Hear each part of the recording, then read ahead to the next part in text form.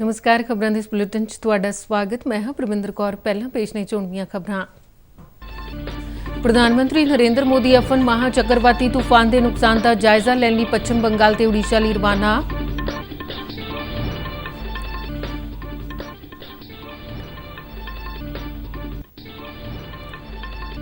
केंद्रीय रेल मंत्री पीयूष गोयल ने कहा कि ट्रैवल एजेंटां वालों टिकटां की बुकिंग करने खिलाफ सख्त कार्रवाई की जाएगी।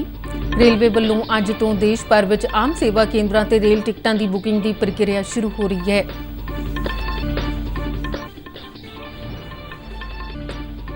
केंद्रीय सूचना ते प्रसारण मंत्री प्रकाश जावड़ेकर आज शाम 7 बजे देश के 290 समुदायिक रेडियो स्टेशनों के स्रोतियां के मुखातिब होंगे।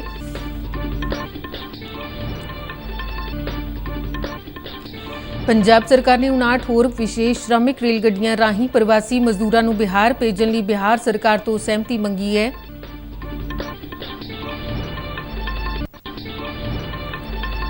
भारत में कोविड-19 की पुष्टि वाले मरीजों की गिनती 1,18,000 तो पार हुई। देश में कोरोना वायरस बीमारी तो ठीक होने की दर 40.31% तक पहुंची।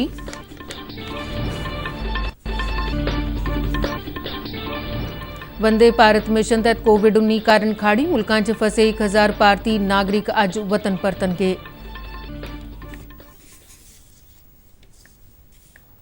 ते हुण खबरां विस्तार नाल। प्रधानमंत्री नरेंद्र मोदी अफन महा चक्रवाती तूफान नाल होए नुकसान का जायजा लैण लई पश्चिम बंगाल ते ओडिशा लई रवाना हो गए ने।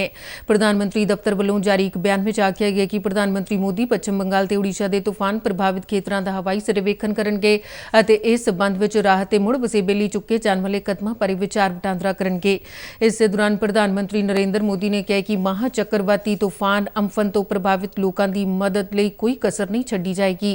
प्रधानमंत्री ने ਵੱਖ-ਵੱਖ ट्वीटां च कहा कि NDRF ਦੀਆਂ ਟੀਮਾਂ ਰਾਹਤ ਤੇ ਬਚਾਅ ਦਾ ਕੰਮ ਕਰ ਰਹੀਆਂ ਨੇ ਅਤੇ ਕੇਂਦਰ ਸਰਕਾਰ ਦੇ ਉੱਚ ਅਧਿਕਾਰੀ ਅੰਫਨ ਤੋਂ ਬਾਅਦ ਪੈਦਾ ਹੋਈ ਸਥਿਤੀ ਤੇ ਨੇੜਿਓਂ ਨਜ਼ਰ ਰੱਖਣ ਦੇ ਨਾਲ-ਨਾਲ ਪੱਛਮ ਬੰਗਾਲ ਸਰਕਾਰ ਨਾਲ ਤਾਲਮੇਲ ਕਰ ਰਹੇ ਨੇ। ਪ੍ਰਧਾਨ ਮੰਤਰੀ ਨੇ ਕਿਹਾ ਕਿ ਪੱਛਮ ਬੰਗਾਲ 'ਚ ਤੂਫਾਨ ਵੱਲੋਂ ਮਚਾਈ ਤਬਾਹੀ ਦੇ ਦ੍ਰਿਸ਼ ਪਰੇਸ਼ਾਨ ਕਰਨ ਵਾਲੇ ਨੇ ਤੇ ਸੰਕਟ ਦੇ ਸਮੇਂ 'ਚ ਸਾਰਾ ਦੇਸ਼ ਪੱਛਮ ਬੰਗਾਲ ਦੇ ਨਾਲ ਖੜਾ ਹੈ। ਪ੍ਰਧਾਨ ਮੰਤਰੀ ਨੇ ਓਡੀਸ਼ਾ ਦੇ ਪ੍ਰਭਾਵਿਤ ਲੋਕਾਂ ਨਾਲ ਵੀ ਹਮਦਰਦੀ ਜ਼ਾਹਿਰ ਕੀਤੀ ਤੇ ਉਹਨਾਂ ਨੇ ਅਧਿਕਾਰੀਆਂ ਨੂੰ ਪ੍ਰਭਾਵਿਤ ਲੋਕਾਂ ਲਈ ਹਰ ਸਹਾਇਤਾ ਯਕੀਨੀ ਬਣਾਉਣ ਲਈ ਕਿਹਾ। ਜ਼ਿਕਰਯੋਗ ਹੈ ਕਿ ਸਭ ਤੋਂ ਭਿਆਨਕ ਤੇ ਤਾਕਤਵਰ ਸਮੁੰਦਰੀ ਤੂਫਾਨ ਅੰਫਨ ਵੱਲੋਂ ਪੱਛਮ ਬੰਗਾਲ 'ਚ ਮਚਾਈ ਤਬਾਹੀ ਨਾਲ ਸੂਬੇ 'ਚ 72 ਲੋਕਾਂ ਦੀ ਮੌਤ ਹੋ ਗਈ ਹੈ ਤੇ 2 ਜ਼ਿਲ੍ਹੇ ਪੂਰੀ ਤਰ੍ਹਾਂ ਤਬਾਹ ਹੋ ਗਏ ਨੇ। NDRF ਦੇ ਮਹਾਨਿਦੇਸ਼ਕ SN ਪ੍ਰਧਾਨ ਨੇ ਕਿਹਾ ਕਿ ਅੰਫਨ ਤੂਫਾਨ ਨੇ ਓਡੀਸ਼ਾ 'ਚ ਘੱਟ ਅਤੇ ਪੱਛਮ ਬੰਗਾਲ 'ਚ ਵਧੇਰੀ ਤਬਾਹੀ ਮਚਾਈ ਹੈ। ਕੱਲ ਨਵੀਂ ਦਿੱਲੀ 'ਚ ਪੱਤਰਕਾਰਾਂ ਨਾਲ ਗੱਲਬਾਤ ਕਰਦਿਆਂ ਮਹਾਨਿਦੇਸ਼ਕ SN ਪ੍ਰਧਾਨ ਨੇ ਕਿਹਾ ਕਿ ਓਡੀਸ਼ਾ ਦੇ ਤੂਫਾਨ ਪ੍ਰਭਾਵਿਤ ਇਲਾਕਿਆਂ 'ਚ ਅਗਲੇ 48 ਘੰਟਿਆਂ 'ਚ ਆਮ ਵਰਗੀ ਸਥਿਤੀ ਬਹਾਲ ਹੋਣ ਦੀ ਸੰਭਾਵਨਾ ਹੈ। ਉਨ੍ਹਾਂ ਆਖਿਆ ਕਿ ਕੇਂਦਰੀ ਕੈਬਨਿਟ ਸਕੱਤਰ ਰਾਜੀਵ ਗਾਬਾ ਨੇ ਅੰਫਨ ਤੂਫਾਨ ਦੀ ਤਬਾਹੀ ਤੋਂ ਪੈਦਾ ਹੋਈ ਸਥਿਤੀ ਦੀ ਸਮੀਖਿਆ ਲਈ ਕੌਮੀ ਸੰਕਟ ਮੋਚਨ ਕਮੇਟੀ ਦੀ ਬੈਠਕ ਬੁਲਾਈ ਜਿਸ ਵਿੱਚ ਪੱਛਮ ਬੰਗਾਲ ਤੇ ਓਡੀਸ਼ਾ ਦੇ ਮੁੱਖ ਸਕੱਤਰ ਹੀ ਸ਼ਾਮਿਲ ਸਨ। ਉਨ੍ਹਾਂ ਕਿਹਾ ਕਿ ਗ੍ਰਹਿ ਮੰਤਰਾਲੇ ਦਾ ਇੱਕ ਗਰੁੱਪ इन्हां राज्यां दा दौरा करके तूफान नाल होण वाले नुकसान का जायजा लेगा। उन्होंने कहा कि ओडिशा की स्थिति काबू हेठ है ते सूबे च मौसम भी आम वांग हो गया ते कुछ लोगों ने अपने घरीं वापस जाना शुरू कर दिता है। उन्होंने कहा कि कल अंफन तूफान के इन्हां तटी राज्यां च टकराउण तो बाद पैदा हुई स्थिति तो बाद राहत ते बचाव कार्य शुरू कर दिता गया सी। NDRF दीयां टीमां अजे भी इस कार्य विच जुटियां होईयां ने। उधर मौसम विभाग के महानिदेशक M मोहपात्रा ने कहा कि महा चक्रवाती तूफान हुण कुछ कमजोर पै गया ਅਤੇ ਇਸ ਕਾਰਨ ਅਸਮ ਮੇਘਾਲਿਆ ਤੇ ਅਰੁਣਾਚਲ ਪ੍ਰਦੇਸ਼ ਵਿੱਚ ਜ਼ਿਆਦਾਤਰ ਥਾਵਾਂ ਤੇ ਹਲਕੀ ਤੋਂ ਦਰਮਿਆਨੀ ਵਰਖਾ ਹੋ ਸਕਦੀ ਹੈ ਤੇ ਕਿਤੇ-ਕਿਤੇ ਭਾਰੀ ਮੀਂਹ ਪੈਣ ਦੀ ਵੀ ਸੰਭਾਵਨਾ ਹੈ।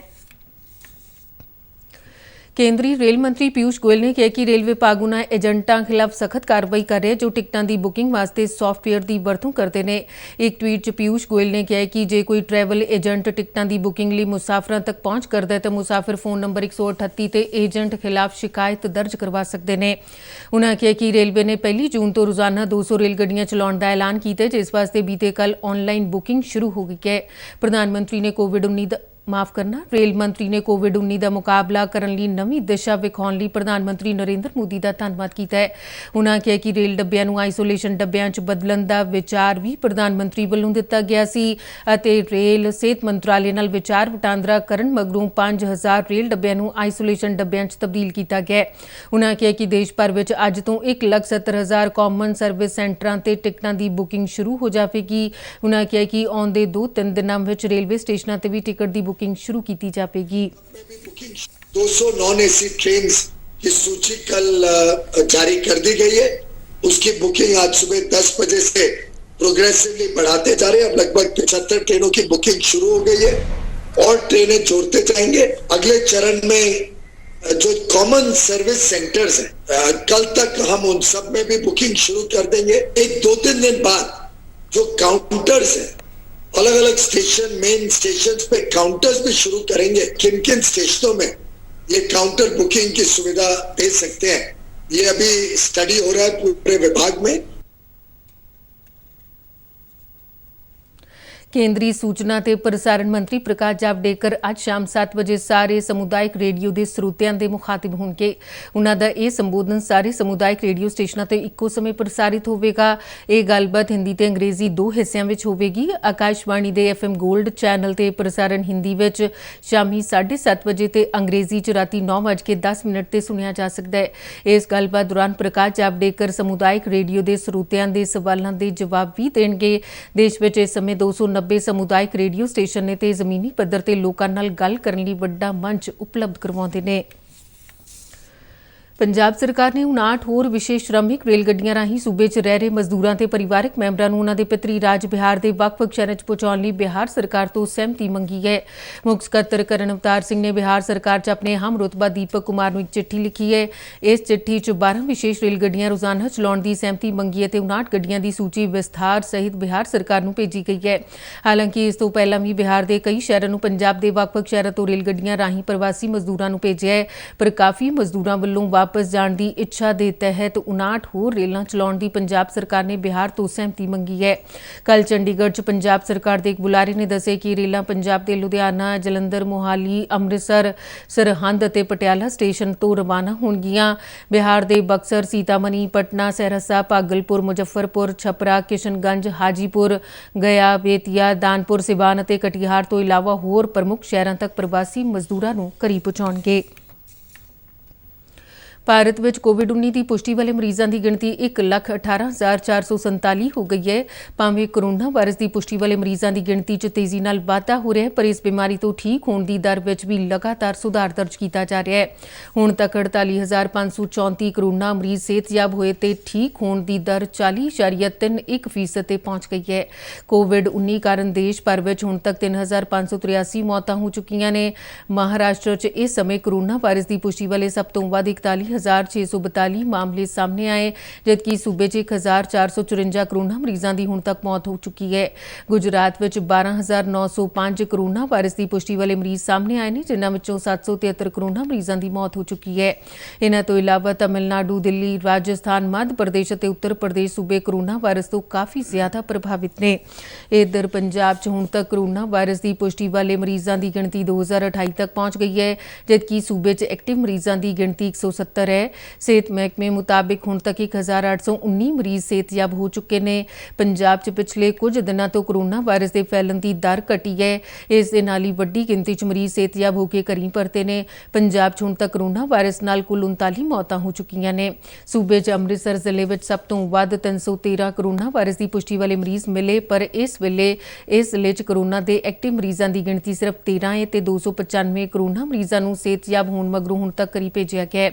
ਜਲੰਧਰ ਵਿੱਚ ਵੀ ਕੋਰੋਨਾ ਵਾਇਰਸ ਦੀ ਪੁਸ਼ਟੀ ਵਾਲੇ ਕੁੱਲ 210 ਮਰੀਜ਼ ਮਿਲੇ, ਜਿਨ੍ਹਾਂ ਵਿੱਚੋਂ 173 ਨੂੰ ਸਿਹਤਯਾਬ ਹੋਣ ਮਗਰੋਂ ਛੁੱਟੀ ਦਿੱਤੀ ਗਈ ਹੈ ਤੇ ਹੁਣ ਜ਼ਿਲ੍ਹੇ 'ਚ ਕੋਵਿਡ-19 ਦੇ ਐਕਟਿਵ ਮਰੀਜ਼ਾਂ ਦੀ ਗਿਣਤੀ 31 ਹੈ।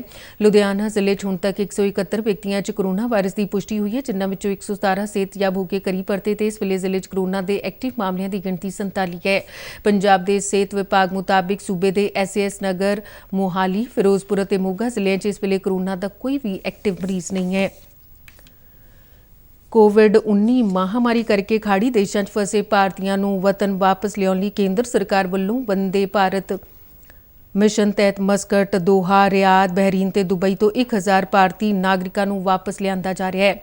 ਇਹ ਵਿਸ਼ੇਸ਼ ਜਹਾਜ਼ ਦੋਹਾ ਤੋਂ ਬੰਗਲੁਰੂ, ਬਹਿਰੀਨ ਤੋਂ ਤਿਰਵੰਤਪੁਰਮ, ਮਸਕਟ ਤੋਂ ਕਨੂਰ ਅਤੇ ਰਿਆਦ ਤੋਂ ਹੈਦਰਾਬਾਦ ਹੁੰਦੇ ਹੋਏ ਵਿਜੇਵਾੜਾ ਪਹੁੰਚਣਗੇ।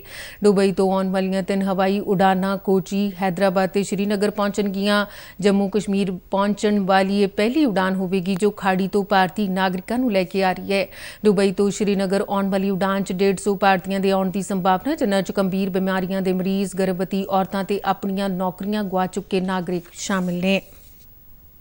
ਤੇ ਇਸ ਦੇ ਨਾਲ ਹੀ ਖਬਰਾਂ ਦੇ ਬੁਲੇਟਿਨ ਖਤਮ ਹੋਇਆ। ਨਮਸਕਾਰ।